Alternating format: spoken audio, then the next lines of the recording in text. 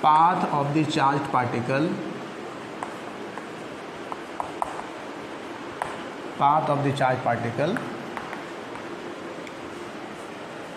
in a uniform magnetic field.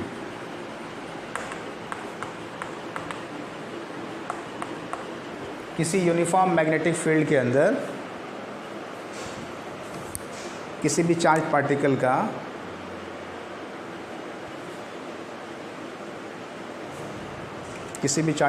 क्या देखना है, पाथ देखना है। ओके, तो बेसिकली इसमें 3 केसेस हम लोग देखेंगे।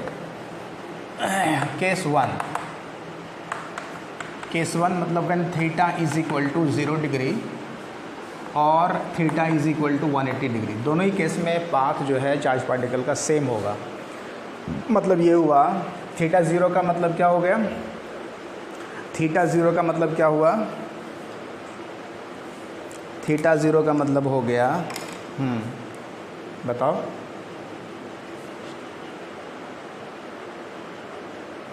थीटा 0 का मीनिंग क्या हुआ, इसका मतलब ये हुआ कि चार्ज पार्टिकल फील्ड के डायरेक्शन में है ना।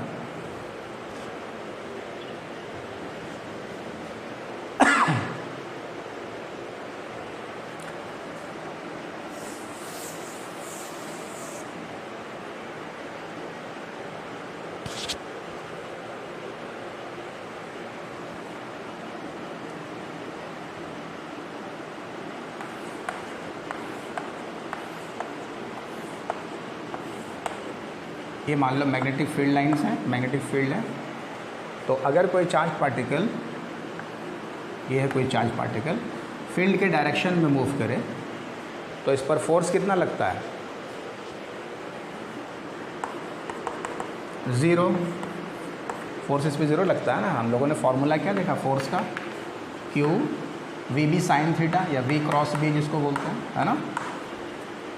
Force is equal to charge into V cross B यानी VB साइन थीटा। तो अगर ये सेम फील्ड के डायरेक्शन में चले, इसका जो मोशन हो वो किधर है, फील्ड के डायरेक्शन में, तो इस पर चार्ज कितना, फोर्स कितना लगेगा, तो 0 फोर्स लगेगा। Q VB sine 0 theta is equal to 0, तो फोर्स हो गया 0। तो इसका पाथ कैसा होगा, स्ट्रेट लाइन।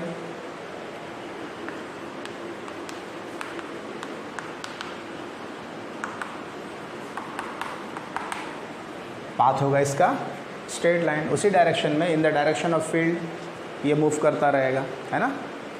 अच्छा, दूसरा case, when theta is equal to 180 degree, that means के V और B के बीच का एंगल 180 डिग्री। इस तरफ अगर मूव करें पार्टिकल, फील्ड के डायरेक्शन के अपोजिट अगर मोशन करे इस तरफ, तो इस केस में क्या हो गया, theta is equal to 180 degree और पाथ कैसा होगा, पाथ स्ट्रेट लाइन फिर से होगा, है ना। चूँकि इधर अगर मूव करे तब भी फोर्स 0 लगता है और इसका जो पाथ होगा वो क्या होगा, फिर से स्ट्रेट लाइन होगा। क्लियर है।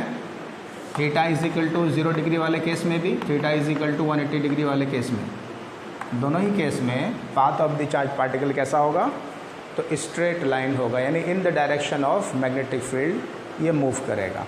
ओके, अब चलिए अगर इसी पार्टिकल को फील्ड के परपेंडिकुलर फेंका जाए तो क्या होगा।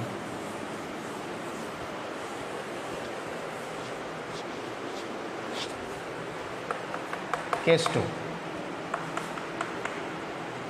When theta is equal to 90 degree, क्या मतलब इसका हुआ, इसका मतलब ये हुआ कि पार्टिकल को हम लोगों ने प्रोजेक्ट किया किसी भी मैग्नेटिक फील्ड के अंदर, किस तरह से, perpendicular to the magnetic field, है ना।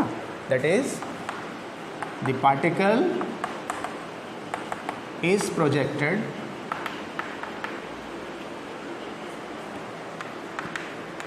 इन द मैग्नेटिक फील्ड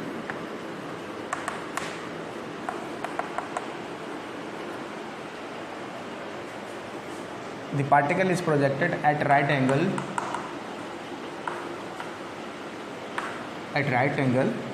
90 डिग्री के एंगल पे इन द मैग्नेटिक फील्ड। अगर हम मैग्नेटिक फील्ड के अंदर पार्टिकल को 90 डिग्री के एंगल पे प्रोजेक्ट करें तो उसका पाथ कैसा होता है, ये हम लोग को देखना है। ठीक है, तो सपोज़ कर लेते हैं इस एरिया में मैग्नेटिक फील्ड जो है यूनिफॉर्म ले लिया जाए और आउटवर्ड ले लेते हैं। ठीक है ना, सपोज़ करो ये मैग्नेटिक फील्ड है यूनिफॉर्म और ये किस तरफ डायरेक्ट कर रहा है, तो सपोज़ करते हैं this is outward perpendicular to the plane directing outward. ये हम लोगों ने ले लिया। इस तरह से ये मैग्नेटिक फील्ड है जिसकी वैल्यू है B, यूनिफॉर्म मैग्नेटिक फील्ड, और इसकी वैल्यू कितनी है, तो B है। तो अब किसी पार्टिकल को अगर इस फील्ड के अंदर हम लोग थ्रो करें राइट एंगल पे, राइट एंगल का मतलब ये इस तरह, ये चार्ज पार्टिकल है, इस तरफ इसको फेंक रहे हैं तो वेलोसिटी इस तरफ होगा, जिधर आप डिस्प्लेसमेंट कराओगे उस तरफ वेलोसिटी जाएगी, है ना। ये चार्ज पार्टिकल Q है, तो हमने इसको फेंका इस तरफ और मैग्नेटिक फील्ड का डायरेक्शन है इस तरफ, आउटवर्ड, है ना, outward perpendicular to the board, और पार्टिकल का जो स्पीड है वो इस तरफ है, यानी इस तरफ डिस्प्लेस करा रहे हैं उसको। तो जैसे ही ये मैग्नेटिक फील्ड के अंदर एंटर करेगा तो इस पर फोर्स लगना शुरू होगा, है ना।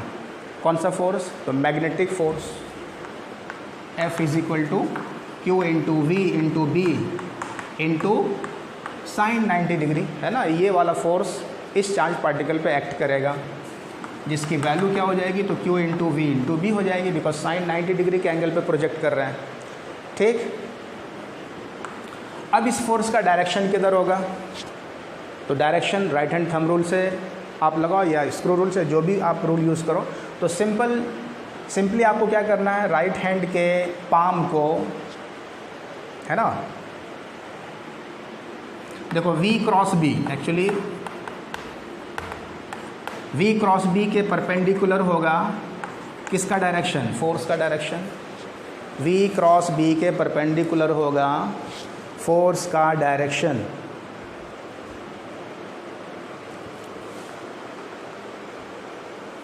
V क्रॉस B के परपेंडिकुलर है फोर्स का डायरेक्शन। तो क्या करोगे, अपनी हथेली को ले जाओ इन द डायरेक्शन ऑफ V। किधर है V, इस तरफ ले गया, इस तरफ ले जाएंगे हम लोग वेलोसिटी के डायरेक्शन में, वेलोसिटी के डायरेक्शन में ले जाना है।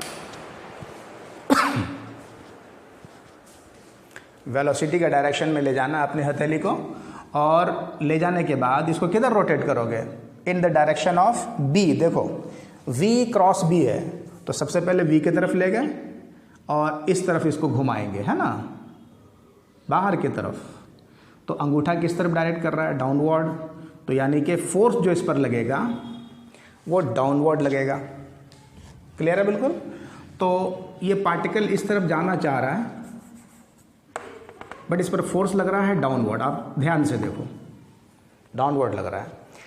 तो एक तो अपनी स्पीड की वजह से ये आगे की तरफ बढ़ना चाहेगा, बट मैग्नेटिक फील्ड वाला जो फोर्स है वो उसको डाउनवर्ड ले जाना चाह रहा है, इस तरफ इसका मोशन कराना चाह रहा है। तो रिजल्टेंट पाथ कैसा होगा, तो ये थोड़ा सा डाइवर्ट होगा किस तरफ, फोर्स की तरफ। ऐसा देखो, ये इस तरफ पाथ इस तरह से होगा इसका, यहाँ पे हर पॉइंट पे ये नीचे की तरफ झुकेगा। अब जैसे यहाँ पे हम इस पॉइंट पे अगर हम बात करें कि पार्टिकल अगर सपोज करो थोड़ा सा नीचे आया, यहाँ पे आया, अब यहाँ पे जो फोर्स लग रहा है उसका डायरेक्शन देखो, यहाँ पे जो फोर्स लग रहा है, यहाँ पे वेलोसिटी का डायरेक्शन इस तरफ हो गया, देखो ध्यान से, वेलोसिटी का डायरेक्शन इस तरफ हो गया है, और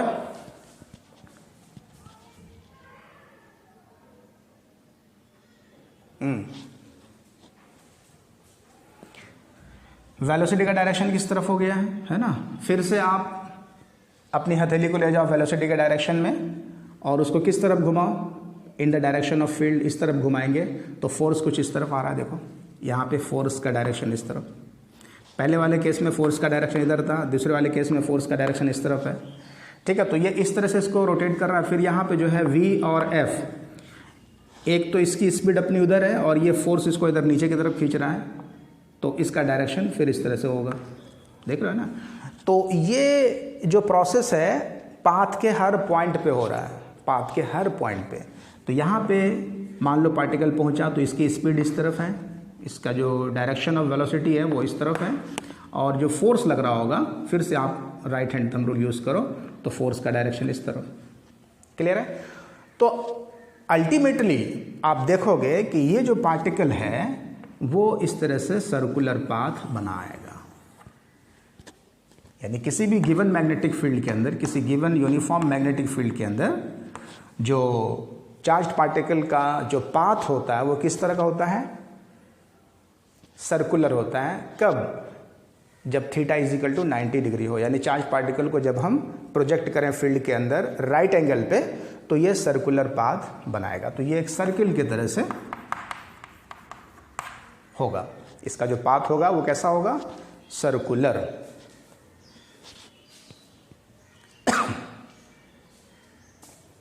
ठीक है?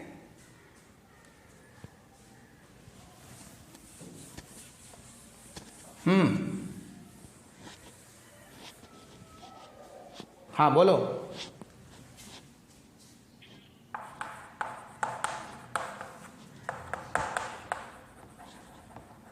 Path is circular. हाँ, क्या बोल रहे हो?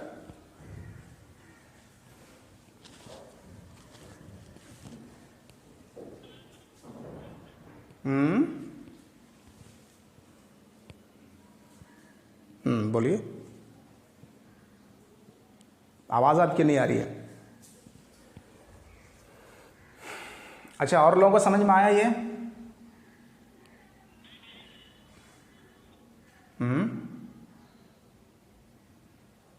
और लोगों को ये चीज़ क्लियर है? बताओ तो। गुड, ठीक। हाँ, तो यहाँ तक हम लोगों ने देखा कि चार्ज पार्टिकल का जो पाथ है वो सर्कुलर हो गया। अब जब ये सर्कुलर हुआ है तो यहाँ पर कुछ चीज़ों को आप देखिए ध्यान से। कोई भी पार्टिकल जब सर्कुलर मोशन कर रहा होता है तो उसको चाहिए होता है सेंट्रीपिटल फोर्स, है कि नहीं है?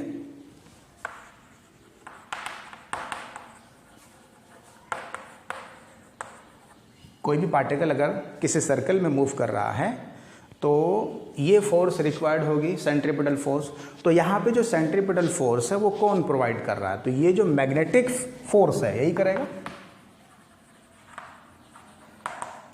मैग्नेटिक फोर्स यहाँ पे जो है वही फोर्स इसको घुमा रहा है सर्किल में, है कि नहीं है?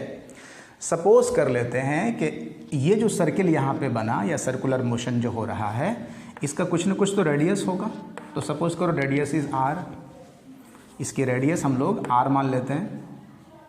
तो अगर रेडियस इसकी आर मान लें और पार्टिकल का जो मास है, mass of the particle M मान लेते हैं, ठीक है ना? देखो हर चार्ज पार्टिकल का मास होगा, होगा कि नहीं होगा?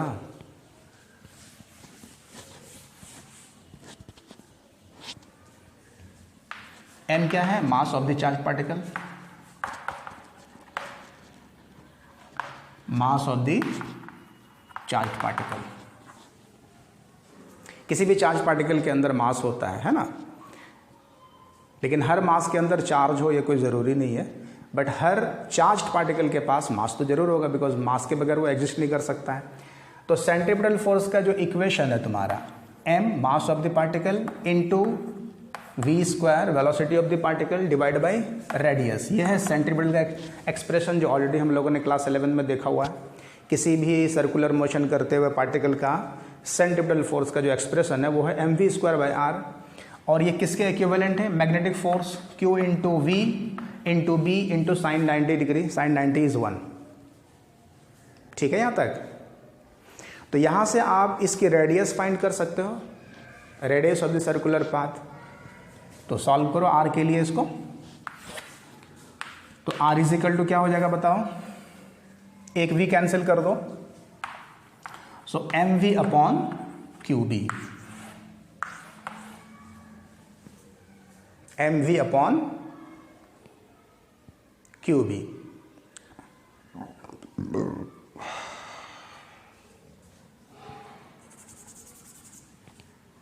ये रेडियस का एक्सप्रेशन हो गया।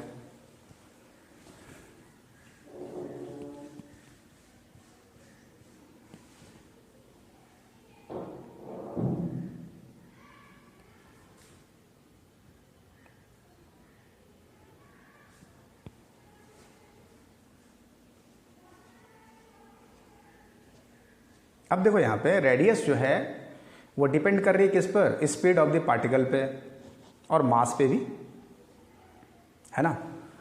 तो यहाँ पे देखो अगर स्पीड पार्टिकल की ज़्यादा हो तो रेडियस भी ज़्यादा होगी, अगर वेलोसिटी ज़्यादा होगी तो बड़ा सा सर्किल बनेगा, और अगर मास भी ज़्यादा होगा तो भी सर्किल बनेगा।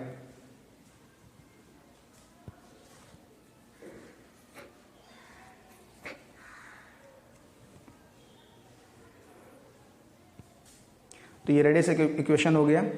अब उसी तरह से आप फाइंड कर सकते हो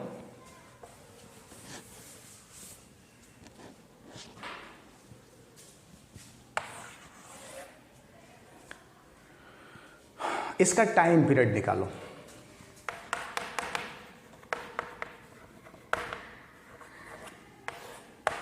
time period of the charge particle, मतलब ये जो सर्किल बना रहा है, सर्कुलर मोशन कर रहा है, तो एक बार चक्कर लगाने में इसको कितना टाइम लगता है वो देखते हैं, है ना। तो टाइम पीरियड का इक्वेशन क्या है, टाइम इज इक्वल टू क्या है, सपोज करो टाइम पीरियड इसका कैपिटल टी मान लिया हम लोगों ने, तो टाइम की जो वैल्यू होती है 2 पाई आर। यहाँ पे देखो इस वाले इक्वेशन में डिस्टेंस कितना है 2 पाई आर, अगर हम लोग मान लें 2 पाई आर डिस्टेंस है, तो time is equal to distance upon speed होता है कि नहीं, स्पीड है v, ठीक है। तो t is equal to 2 pi R by V. तो t इज इक्वल टू क्या हो जाएगा, देखो 2 पाई इंटू आर की वैल्यू पुट कर दो, r is equal to M V upon Q B, ये r की वैल्यू है, बाई वी।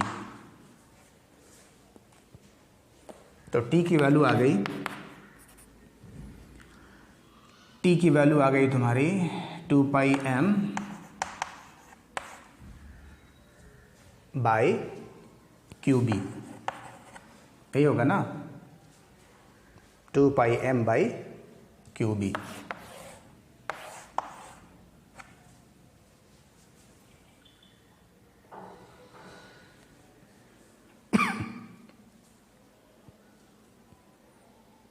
तो टाइम पीरियड जो है चार्ज पार्टिकल का वो आ जाएगा 2 pi m upon Q B. तो यहाँ पर एक बहुत ही इंपॉर्टेंट चीज़ है, देखिए कि टाइम पीरियड जो है वो पार्टिकल के वेलोसिटी पर डिपेंड नहीं कर रहा है, टाइम पीरियड जो है इसके वेलोसिटी पर डिपेंड नहीं कर रहा है। क्यों नहीं कर रहा है, ये बहुत ही एक इम्पॉर्टेंट टर्म है, आपको समझना चाहिए कि यहाँ पे देखो अगर यानी जितना भी चाहे स्पीड हो, स्पीड कितना ही हो, लेकिन टाइम पीरियड जो है पार्टिकल का वही रहेगा, है। और इसी चीज़ को हम लोग यूज़ करेंगे साइक्लोट्रॉन में, है ना, यही चीज़ है। तो साइक्लोट्रॉन में भी यही पढ़ेंगे हम लोग, time period of the particle वो वेलोसिटी पर डिपेंड नहीं करता है। जैसे जैसे वो उसका सर्किल बड़ा होता जाता है वैसे वैसे जो है उसकी स्पीड बढ़ती जाती है, लेकिन फ्रीक्वेंसी उसकी वही रहेगी, यानी कि टाइम पीरियड उसका वही रहता है।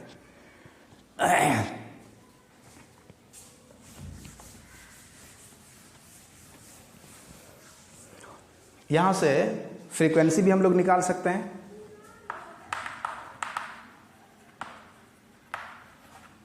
फ्रीक्वेंसी क्या होती है, रेसिप्रोकल ऑफ टाइम पीरियड, है ना। टाइम पीरियड का जो रेसिप्रोकल है वो फ्रीक्वेंसी कहलाती है, या नंबर ऑफ रिवॉल्यूशन पर सेकंड इसको बोलते हैं हम लोग। तो यहाँ पे क्या हो जाएगा बताओ, फ्रीक्वेंसी का एक्सप्रेशन 1/t कर देंगे, तो इसको रिवर्स कर दो, क्यू बी बाय 2 पाई, ये हो गई फ्रीक्वेंसी की value, Q B by 2 pi M. और एंगुलर फ्रीक्वेंसी क्या हो जाएगी,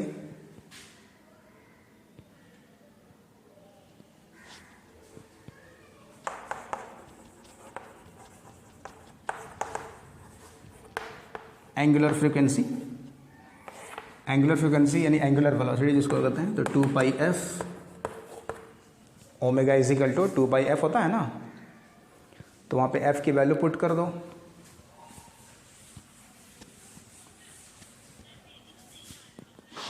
वीडियो नहीं आ रहा है,